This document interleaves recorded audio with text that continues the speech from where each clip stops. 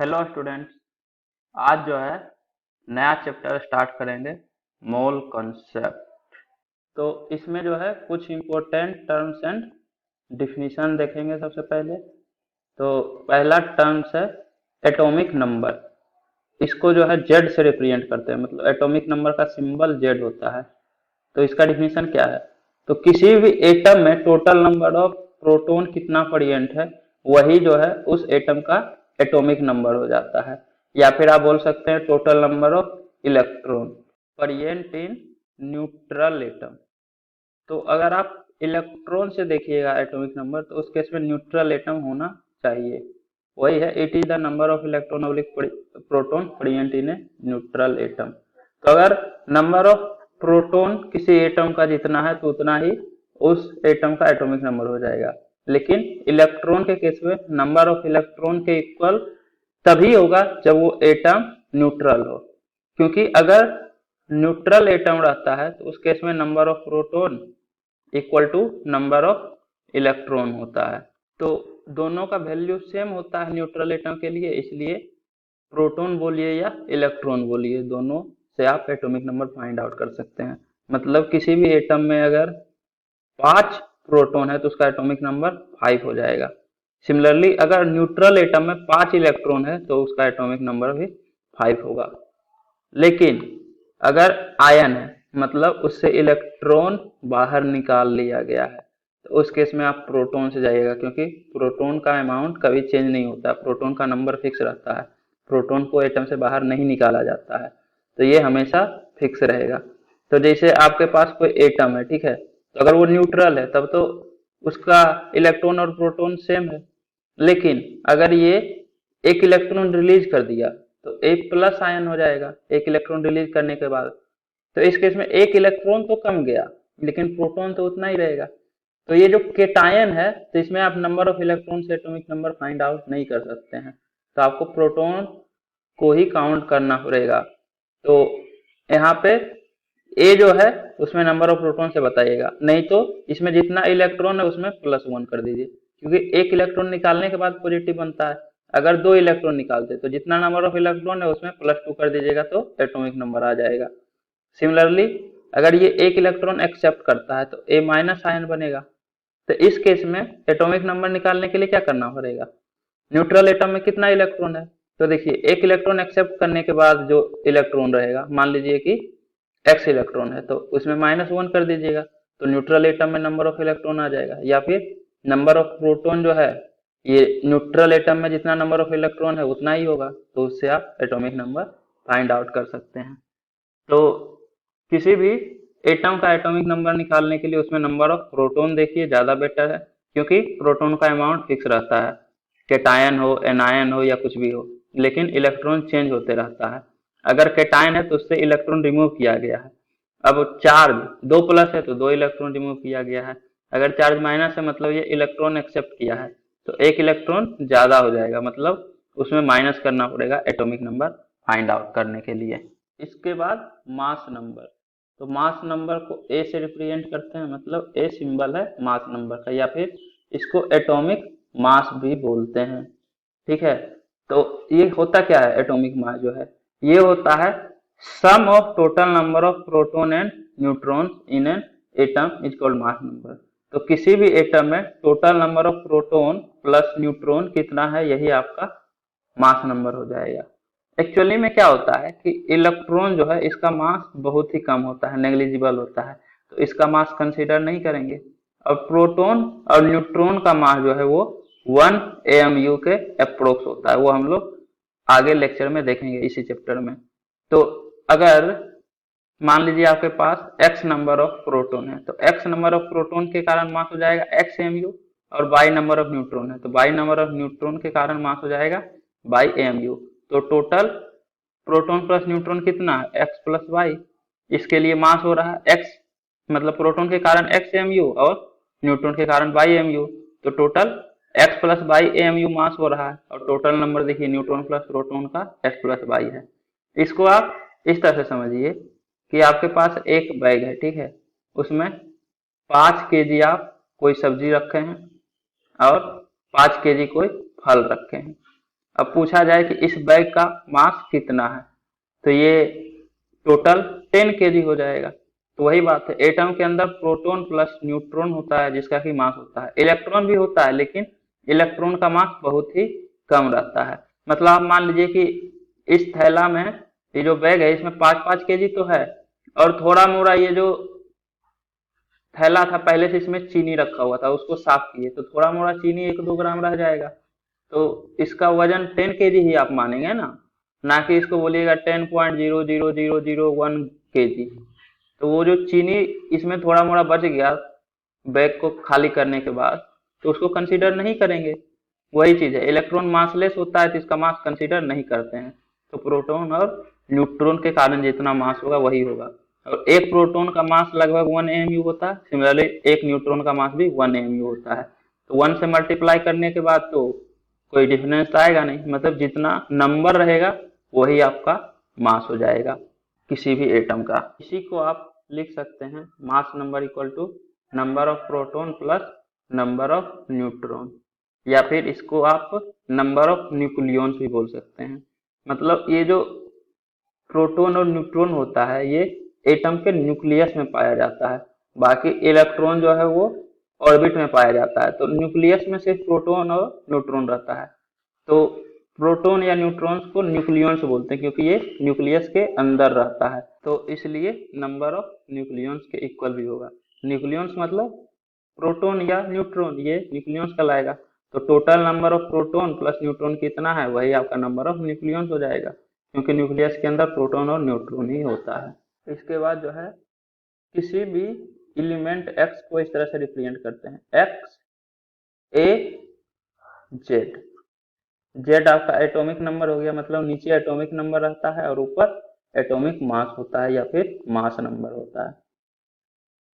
अब नेक्स्ट है आइसोटॉप्स। तो आइसोटॉप्स का मतलब होता है कि अगर एटॉमिक नंबर सेम हो लेकिन एटॉमिक मास डिफरेंट हो दो एलिमेंट का, तो आप बोलिएगा कि ये दोनों एक दूसरे का आइसोटॉप है। आइसोटॉप, ग्रीक वर्ड आइसोस का मतलब इक्वल होता है और टॉप मतलब प्लेस, तो इक्वल प्लेस। इसमें वही है, isotopes are variant of a particular chemical element such that while all isotopes of element have the same number of protons in each atom, they differ in neutron number or in atomic weights। यहाँ से while cut कर दीजिए, क्योंकि such that all isotopes of a given element have same number of proton in each atom, they differ in neutron number या atomic weight। मतलब atomic number same हो लेकिन atomic mass different हो। Number of proton बोल रहा है same, तो atomic number होता है। तो एटॉमिक नंबर अगर सेम है किसी भी एलिमेंट का और एटॉमिक मास में डिफरेंस आ रहा है तो वो आपका आइसोटॉप्स कहलाएगा। जैसे एग्जांपल है हाइड्रोजन, ड्यूटेरियम, ट्रिटियम, ये तीनों जो है हाइड्रोजन का आइसोटॉप्स कहलाता है। इसका देखिए एटॉमिक नंबर सेम है 1 1 1, एटॉमिक मास हाइड्रोजन का 1 होता है, ड्यूटेरियम का 2 होता है एटॉमिक मास। इस तरह से 2 और 1 डिनोट करते हैं, या फिर हाइड्रोजन के केस में ही 2 1 रिप्रेजेंट करते हैं। अगर ड्यूटेरियम लिखा हुआ रहे डी, तब तो 2 1 लिखने का जरूरत नहीं है, क्योंकि ड्यूटेरियम का पता होता है कि एटॉमिक मास 2 होता है। लेकिन अगर इस तरह से रिप्रेजेंट कीजिएगा कि हाइड्रोजन ही है, तो इस केस में आपको बताना पड़ेगा कि ये एटॉमिक मास 2 वाला हाइड्रोजन है, मतलब ड्यूटेरियम है। इसी को ड्यूटेरियम भी बोलते हैं या आइसोटोप ऑफ हाइड्रोजन, ये 2 से रिप्रेजेंट करते हैं। सिमिलरली ये ट्रिटियम 3 1, एटॉमिक मास 3 हो जाता है लेकिन एटॉमिक नंबर 1 ही है। एटॉमिक नंबर 1 है तो ये हाइड्रोजन ही होगा, और एटॉमिक मास 3 वाला हाइड्रोजन है तो इसलिए ये 3 1 से रिप्रेजेंट कर सकते हैं, या फिर इसी को ट्रिटियम बोलते हैं। तो ट्रिटियम को टी से भी सिर्फ रिप्रेजेंट करते हैं, ये अंडरस्टूड हो जाएगा। यहाँ पे आपको बताने का जरूरत नहीं है कि एटॉमिक मास 3 है। अगर आप नहीं भी बताएंगे तो अंडरस्टूड है कि ये हाइड्रोजन का आइसोटोप है जिसका कि एटॉमिक मास 3 होता है। लेकिन अगर आप हाइड्रोजन से रिप्रेजेंट कीजिएगा ट्रिटियम को, तो आपको बताना पड़ेगा कि ये हाइड्रोजन है लेकिन एटॉमिक मास 3 वाला हाइड्रोजन है। हाइड्रोजन क्यों है? क्योंकि एटॉमिक नंबर सेम है, तो सेम एटॉमिक नंबर में केमिकल एलिमेंट सेम ही रहता है, इसीलिए तो लिखा हुआ है कि isotopes are variant of particular chemical element. तो पार्टिकुलर केमिकल एलिमेंट का ही वेरिएंट रहता है, क्योंकि हर एक एलिमेंट का एटॉमिक नंबर फिक्स है कि अगर एटॉमिक नंबर 1 है तो हाइड्रोजन होगा, अगर एटॉमिक नंबर 2 है तो हीलियम होगा। तो एटॉमिक नंबर अगर फिक्स है हमेशा तो होगा तो हीलियम ही, अगर 2 रहेगा तो। बस एटॉमिक मास अगर चेंज होगा तो हीलियम का आइसोटोप बनेगा, लेकिन रहेगा हीलियम ही। जैसे कार्बन है तो कार्बन C12 रहता है और C14 रहता है, तो ये दोनों का एटॉमिक नंबर तो 6 ही होगा क्योंकि कार्बन ही है, या फिर इस तरह से 6 लिख दीजिए। लेकिन एटॉमिक मास देखिए, एक का 12 है, एक का 14 है, तो ये दोनों कार्बन का आइसोटॉप्स कहलाता है। नंबर ऑफ प्रोटॉन सेम है, या फिर बोल सकते हैं एटॉमिक नंबर सेम हो लेकिन एटॉमिक मास डिफरेंट हो तो वो आइसोटॉप कहलाएगा। इस तरह से तो पार्टिकुलर केमिकल एलिमेंट का ही वेरिएंट होता है, क्योंकि एटॉमिक नंबर सेम तो एलिमेंट चेंज नहीं हो सकता। ऐसा नहीं कीजिए कि नाइट्रोजन 14 और 7, जैसे ही यहाँ 7 हुआ एटॉमिक नंबर भी चेंज हो गया एटॉमिक मास के साथ साथ, तो ये एलिमेंट ही अलग हो गया, आइसोटोप नहीं कहलाएगा। तो आइसोटोप के लिए सेम ही एलिमेंट रहता है, पार्टिकुलर केमिकल एलिमेंट का ही वेरिएंट रहता है, सच दैट गिवन एलिमेंट है same number of proton same हो लेकिन न्यूट्रॉन डिफरेंट हो। देखिए, मास नंबर, टोटल मास क्या होता है, proton plus neutron. Proton same है, मास नंबर को चेंज करना है तो न्यूट्रॉन का नंबर ही चेंज करेंगे, तभी तो मास नंबर चेंज होगा। सिंपल मैथ है, number of proton plus neutron. यहाँ से इसको अगर कांस्टेंट कर रहे हैं और ये चेंज करना है तो नंबर ऑफ न्यूट्रॉन चेंज करना पड़ेगा। वही चीज है कि एटॉमिक नंबर सेम है लेकिन न्यूट्रॉन डिफरेंट है, या फिर बोल सकते हैं एटॉमिक वेट डिफरेंट हो तो वो आइसोटोप कहलाता है। इसके बाद नेक्स्ट है आइसोटोन्स। तो आइसोटोप और आइसोटोन्स, इसमें क्या ध्यान रखिएगा, यहाँ देखिए P है मतलब नंबर ऑफ प्रोटॉन सेम है, यहाँ N है मतलब नंबर ऑफ न्यूट्रॉन सेम है।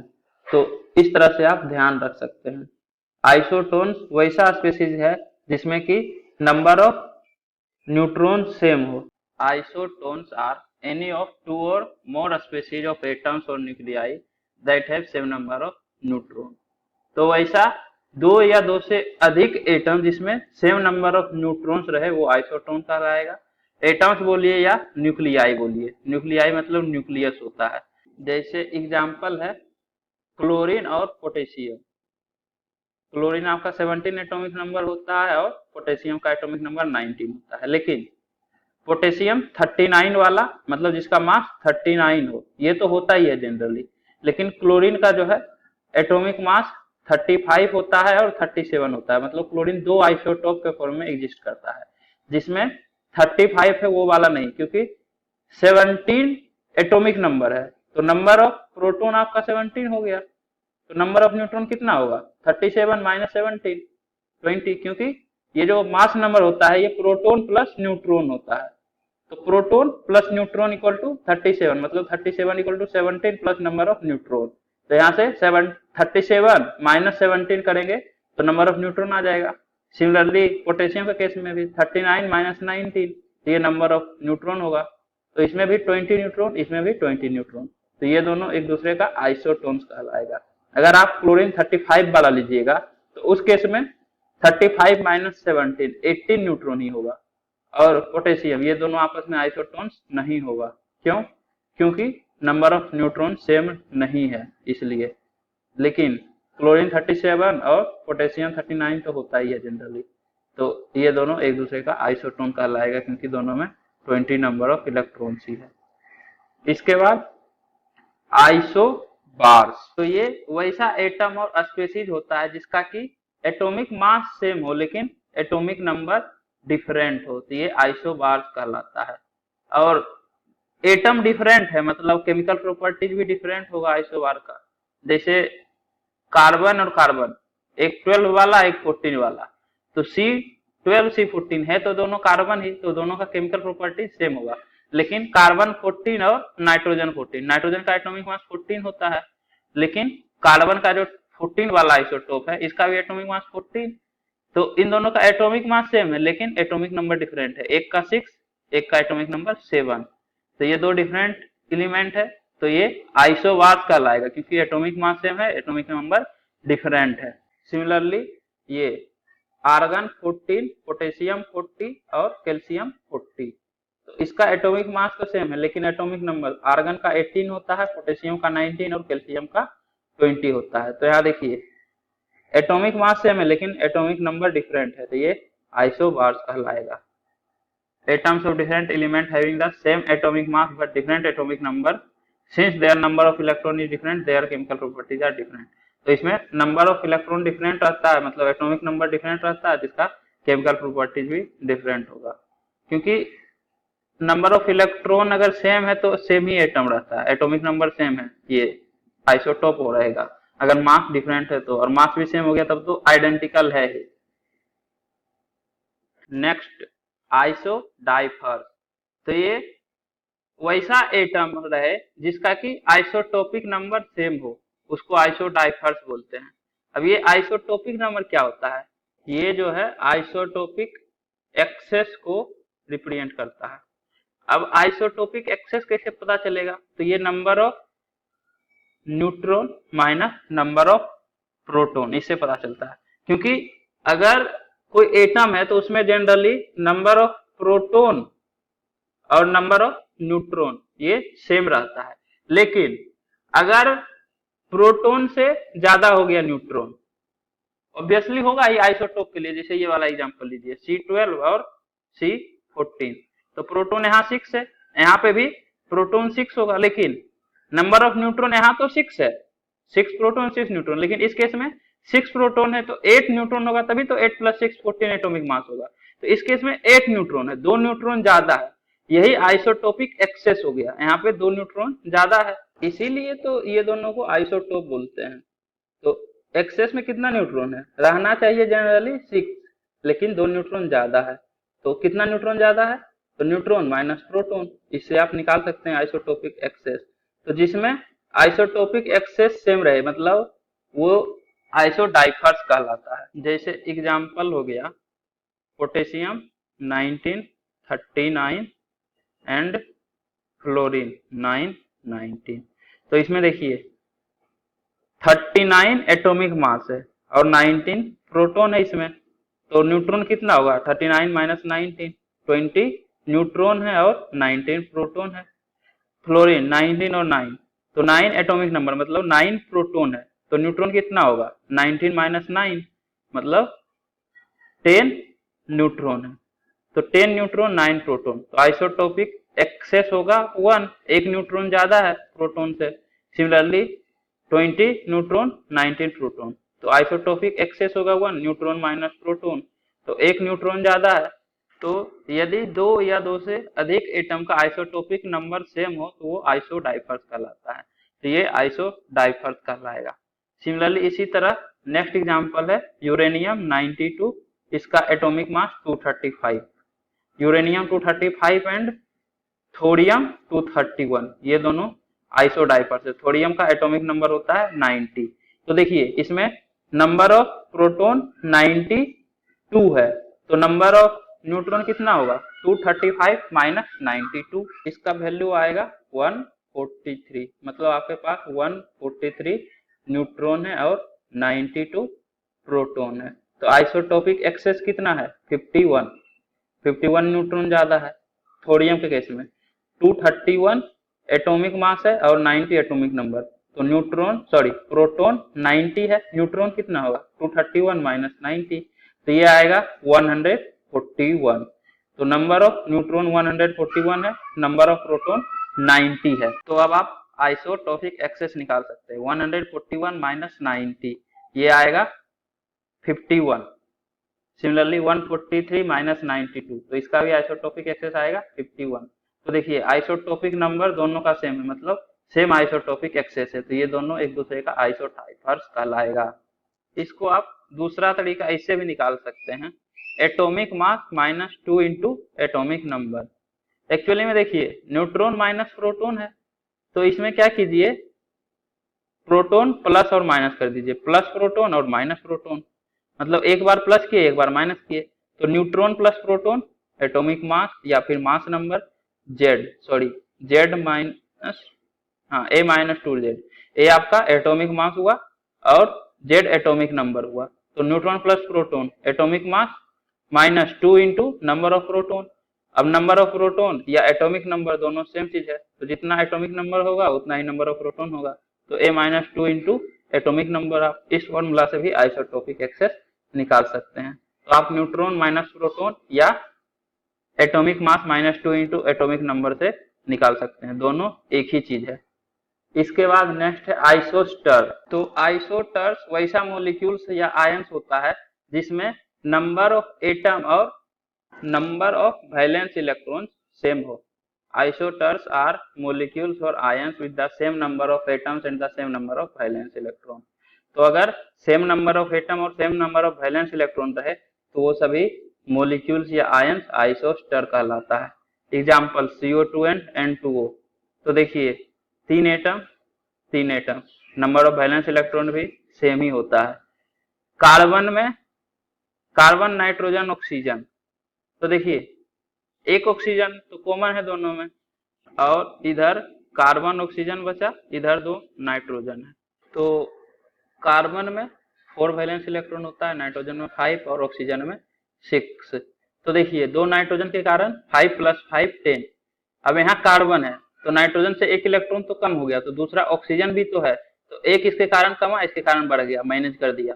ऐसे भी आप काउंट कर लीजिए, 4 + 6 10, और एक और ऑक्सीजन है तो 16। 4 कार्बन के कारण और 2 ऑक्सीजन के कारण 6 × 12 तो 16 होगा।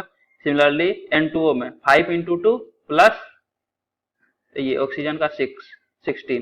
तो आप दोनों में से किसी मेथड से निकाल सकते हैं। Similarly CO3 2- and NO3-। तो इसमें भी नंबर ऑफ एटम तो सेम है, एक कार्बन एक नाइट्रोजन 3 ऑक्सीजन तो कॉमन।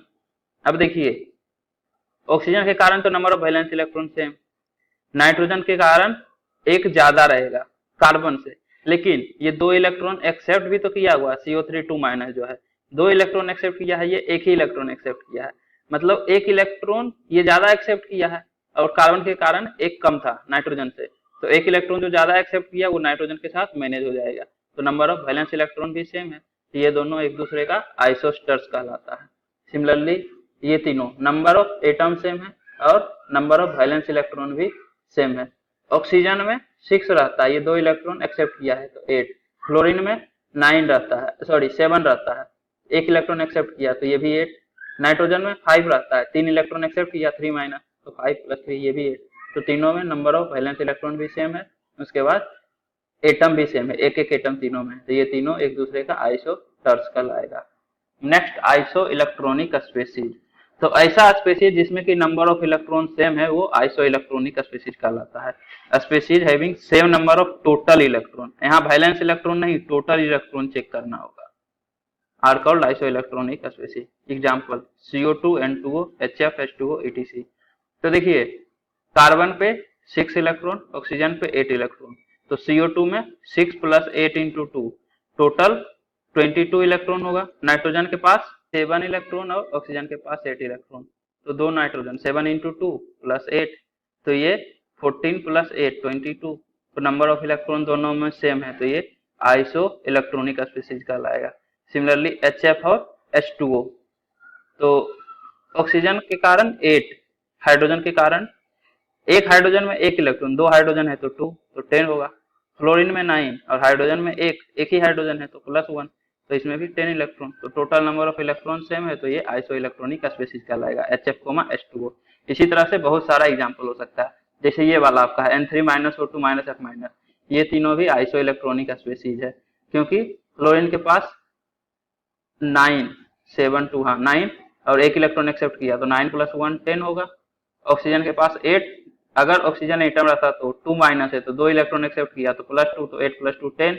सिमिलरली नाइट्रोजन के पास 7 लेकिन 3- है तो ये 3 इलेक्ट्रॉन एक्सेप्ट किया तो 7 + 3 10, तो टोटल 10 इलेक्ट्रॉन सभी के पास है, तो ये सभी आइसो इलेक्ट्रॉनिक स्पीशीज कहलाएगा। अब जो है ये कुछ एग्जाम्पल है, इसको आप खुद से करके देखिए, आपसे हो जाएगा। और इसमें एक पॉइंट कि पहला जो क्वेश्चन है which of the following particle is not present in all atoms, इसका आंसर न्यूट्रॉन होगा, क्योंकि हाइड्रोजन के अलावा जितना भी एटम होता है सब में इलेक्ट्रॉन, प्रोटॉन एंड न्यूट्रॉन रहता है। हाइड्रोजन सिंगल एटम है जिसमें कि न्यूट्रॉन प्रेजेंट नहीं रहता है, सिर्फ प्रोटॉन और इलेक्ट्रॉन रहता है, इसीलिए तो हाइड्रोजन का एटॉमिक मास 1 होता है एक प्रोटॉन के कारण। अगर एक भी न्यूट्रॉन आ गया तो एक प्रोटॉन + एक न्यूट्रॉन एटॉमिक मास 2 हो जाएगा, लेकिन इसका एटॉमिक मास 1 होता है सिर्फ प्रोटॉन के कारण। प्रोटॉन तो होगा, अगर प्रोटॉन नहीं होगा तो आप एटॉमिक नंबर कैसे फाइंड आउट कीजिएगा? एटॉमिक नंबर हाइड्रोजन का 1 होता है, ये आपको पता है। तो एटॉमिक नंबर 1 और एटॉमिक मास भी 1 होता है। लेकिन बाकी सब एलिमेंट में आप देखिएगा कि एटॉमिक नंबर का लगभग डबल रहता है एटॉमिक मास, क्योंकि जितना नंबर ऑफ प्रोटॉन रहता है जनरली उतना ही न्यूट्रॉन रहता है स्टार्टिंग के एलिमेंट्स में। अगर आप देखें तो अब यूरेनियम 238 का बात नहीं कर रहे हैं, तो इसमें तो 50-50 न्यूट्रॉन ज्यादा रहता है प्रोटॉन से। एटॉमिक नंबर 92 है जबकि एटॉमिक मास 238 है, तो डबल से ज्यादा ही हो जाता है फिर फर्दर आगे बढ़ते हैं तो इसलिए हीलियम के बाद देखिएगा तो एटॉमिक नंबर 2 है तो एटॉमिक मास 4 है, क्योंकि 2 प्रोटॉन प्लस 2 न्यूट्रॉन भी आ जाता है, तो 2 + 2 4 हो जाता है। लिथियम में एटॉमिक नंबर 3, तो 3 प्रोटॉन और फिर 3 न्यूट्रॉन भी आ जाता है, तो इसलिए एटॉमिक नंबर लगभग 6 हो जाता है। यहाँ ये यूरेनियम 235 है, क्योंकि 235 माइनस 92 143 होता है, और 143 न्यूट्रॉन और 92 प्रोटॉन, तो 143 माइनस 92 आपका 51 होगा। जबकि अगर 238 लीजिएगा तो 238 माइनस 92 146 होगा, तो 146 न्यूट्रॉन में से 92 प्रोटॉन है, तो एक्सेस में आपका 3 बढ़ गया ना 35 से 38 में, तो 51 + 3 54 न्यूट्रॉन ज्यादा है। जनरली स्टार्टिंग के आप देखिएगा तो 20-25 तक तो लगभग डबल ही बढ़ता है। पोटेशियम का भी लगभग 40 होता है, एटॉमिक नंबर 20 और एटॉमिक मास 40, तो लगभग डबल होता है। लेकिन उसके बाद फिर फर्दर आगे बढ़ने लगता है, ज्यादा न्यूट्रॉन भी प्रेजेंट ज्यादा होने लगता है, जिसे इस तरह से। उसके बाद नेक्स्ट क्वेश्चन है, which of the following statement are true for this element? x 12 for 24 दिया हुआ है, y दिया हुआ 11 24। तो देखिए एटॉमिक मास सेम है लेकिन एटॉमिक नंबर डिफरेंट है, मतलब नंबर ऑफ प्रोटॉन डिफरेंट है। Number of proton in x में 12 प्रोटॉन है, y में 11 प्रोटॉन है, तो x में नंबर ऑफ प्रोटॉन ज्यादा है y से। ए करेक्ट है। करेक्ट है तो टिक मार के आगे नहीं बढ़ना है, दूसरा ऑप्शन भी चेक करना पड़ेगा, क्योंकि सिंगल ऑप्शन करेक्ट टाइप है, हो सकता है ऑल आर करेक्ट भी हो। ऑप्शन डी देखिए। अब सेकंड है, neutron number of y is larger that neutron number of x। तो न्यूट्रॉन देखिए इसमें 24 माइनस 11 न्यूट्रॉन होगा, 24 माइनस 11 आपके पास 13, और इसमें 24 माइनस 12 तो नंबर ऑफ न्यूट्रॉन y में ज्यादा है, तो ऑप्शन बी भी करेक्ट है। अब 2 ऑप्शन करेक्ट हो गया तो ऑल करेक्ट होगा ही होगा, ऑब्वियस बात है, सिंगल ऑप्शन है तो।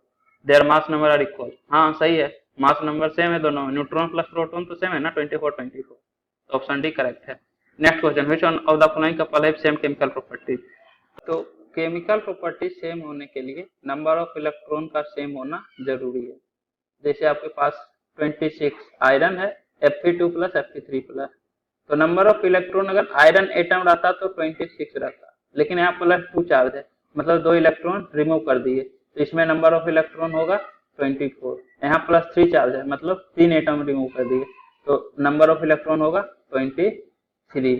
तो इसमें नंबर ऑफ इलेक्ट्रॉन सेम नहीं है, तो केमिकल प्रॉपर्टी सेम नहीं होगा Fe2 प्लस और Fe3 प्लस का। नेक्स्ट 26 27, यहाँ तो एटॉमिक नंबर ही चेंज हो गया, 2 डिफरेंट एलिमेंट का केमिकल प्रॉपर्टी सेम कैसे हो सकता है? नहीं तो आप जो भी हम बताए उससे भी देख लीजिए, इलेक्ट्रॉन एक में 26 एक में 27, सेम इलेक्ट्रॉन नहीं है, तो केमिकल प्रॉपर्टी सेम नहीं होगा। 2 डिफरेंट एलिमेंट का केमिकल प्रॉपर्टी सेम नहीं होता, ये ध्यान रखिए हमेशा। आइसोटोप में ही आप चेक कर सकते हैं, मतलब सेम एटम है, जैसे देखिए यहाँ पे +2 है +3 है, यहाँ से 2 ही इलेक्ट्रॉन निकाले, यहाँ से 3 इलेक्ट्रॉन निकाले, तो इसलिए केमिकल प्रॉपर्टी चेंज हो गया। लेकिन 2 आयरन एटम का केमिकल प्रॉपर्टी सेम होने का चांसेस ज्यादा है, 2 डिफरेंट एलिमेंट का केमिकल प्रॉपर्टी सेम नहीं ही होगा।